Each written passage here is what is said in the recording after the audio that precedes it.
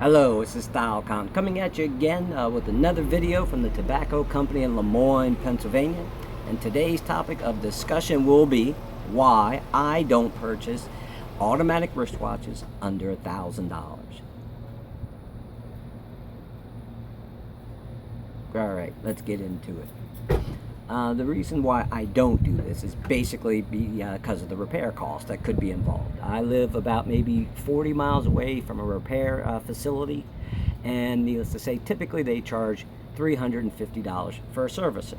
So say if you bought your Steinhardts of the world, you bought your Squales of the world, nothing wrong with those. If that's what you want, you spend your money on it. I'm not here to tell you how to spend your money. But God forbid, since it is a mechanical watch, it's going to need servicing.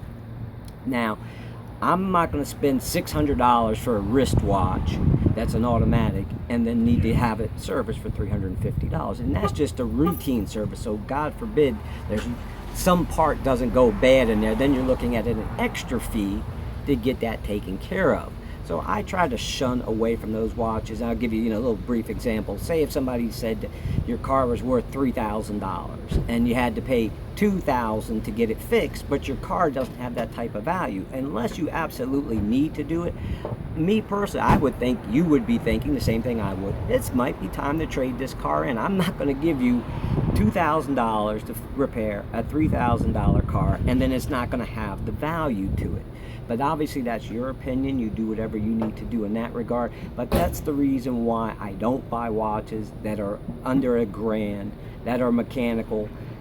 So if I do need to get it repaired, I'm not looking at the cost. I'll give you a brief example. I did buy a 7 Friday watch not that long ago, maybe 2 years ago. I got a pretty good deal on it. I paid, it was listed for like $1,500. The guy hooked me up. I got it for $900. Now, great price. But I kept the watch, and I really enjoyed that watch. I have to be quite honest. The looks, if you haven't seen a 7 Friday watch, you might want to check it out. Their looks are incredibly different from pretty much anything you've seen out there.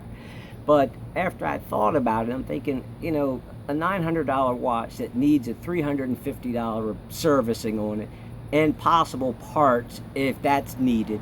I could be looking at half the cost, and 7 Fridays have decent resale value, but they don't have the best resale value. So in that case, I would say if you're going to spend your money, if you're going to spend over $1,000, try to find try to find yourself a used Breitling, a used Omega. At least you're going to have some resale value with that particular watch. But any other case, I would say it's a no-go.